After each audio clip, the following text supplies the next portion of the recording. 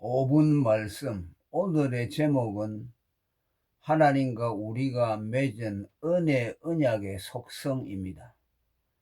하나님과 우리가 맺은 언약엔 두 종류가 있습니다. 먼저 율법 언약입니다. 이는 두 당사자가 엄격한 율법을 근간으로 맺은 언약입니다. 곧 인간편에서 하나님이 요구하시는 의무와 책임을 완전하게 준수하면, 곧 율법을 준수하면 하나님 편에서 그에 상응하는 특권을 향유하도록 하신다는 말입니다.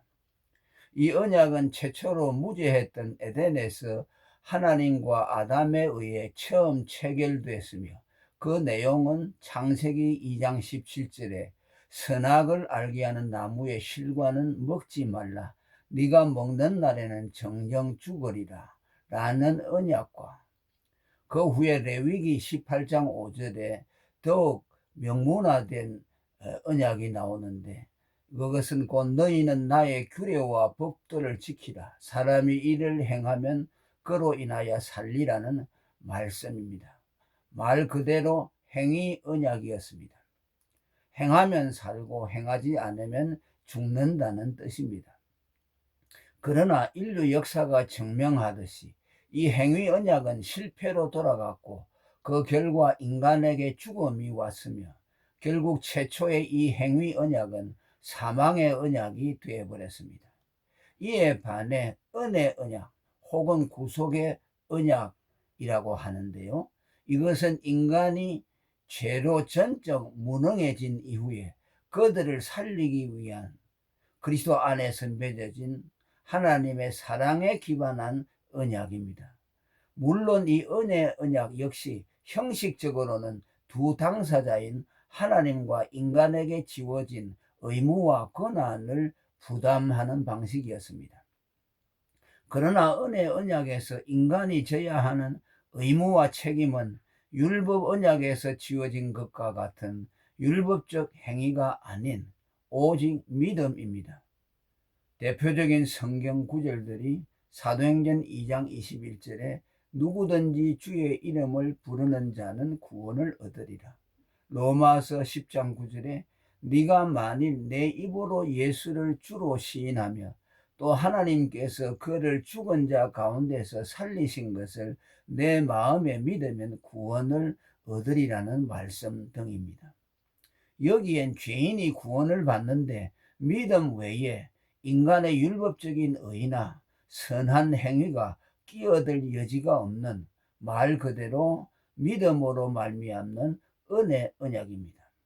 그리고 하나님이 제공하는 구원을 받게 하는 인간 편에서의 의무인 믿음도 사실은 인간 자신에게서 난 것이 아닌 에베소 2장 8절의 말씀처럼 하나님의 선물이기에 이것을 인간의 의무라고 말하기에도 민망할 정도입니다. 그래서 우리의 구원을 말할 때는 언제나 그냥 은혜의 구원이라고 표현하는 것입니다. 그뿐이 아닙니다. 선물로 받은 그 믿음조차도 제대로 간수하지 못하고 빌빌댈 때 하나님은 그의 믿음을 고추세워 그것을 끝까지 견지하도록 하시는 소위 성도의 괜인을 이루게 하십니다. 이런 점에서 은혜 언약은 말이 언약이지 시종 하나님 주도적인 그냥 은혜일 뿐입니다.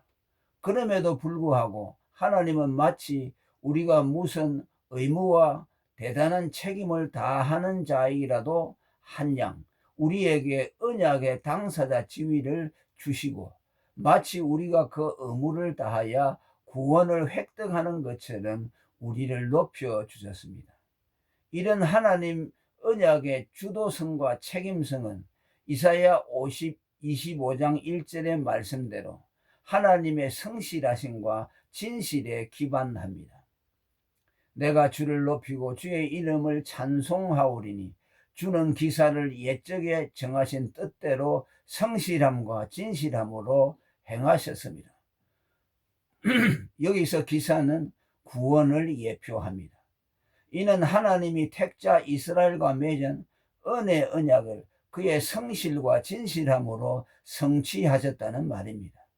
택자의 구원이 실패할 수 없는 이유가 바로 여기에 있습니다. 만일 언약의 당사자인 택자가 언약에 신실하지 못하여 언약을 파기할 것 같으면 징계를 해서라도 그에게서 다시 신실함을 이끌어내어 언약이 성취되도록 하십니다.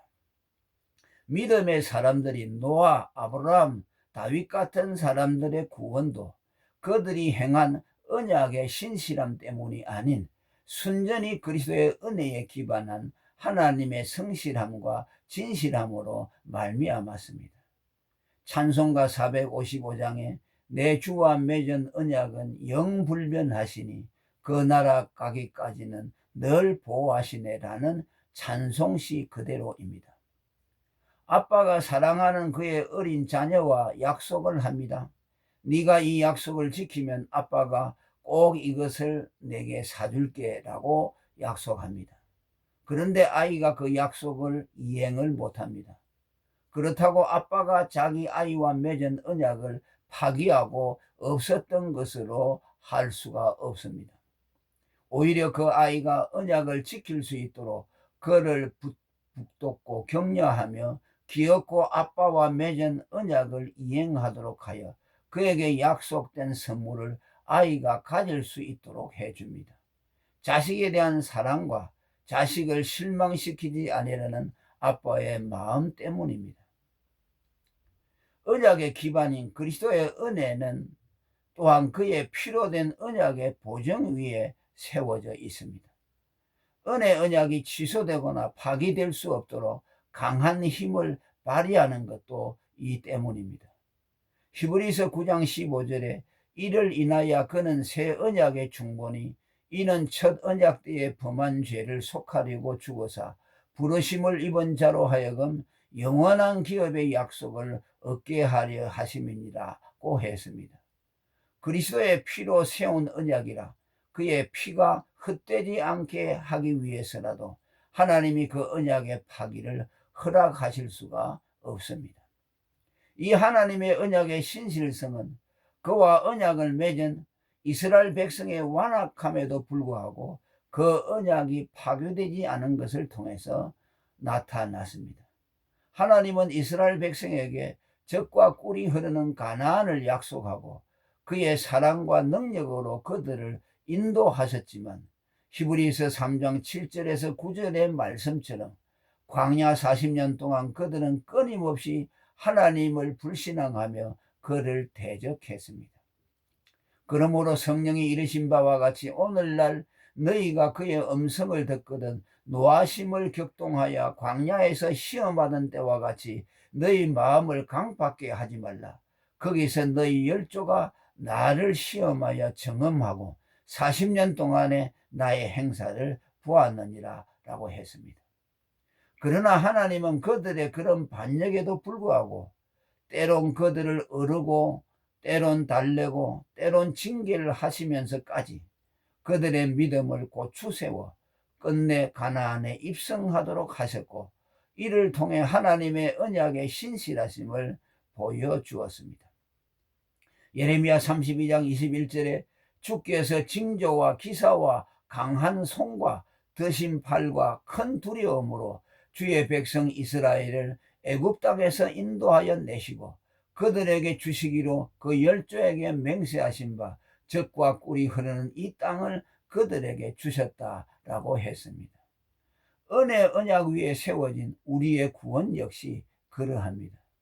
우리의 구원을 회방하는 방해물과 대적절, 곧 내 안의 정욕과 게으름과 죄성, 대적자 마귀와 세상의 미혹이 있음에도 불구하고 하나님은 그리스도의 피의 보증 위에서 우리와 맺은 은혜 언약을 그의 진실하심과 성실하심으로 성취시켜 끝내 구원에 이르게 하실 것입니다.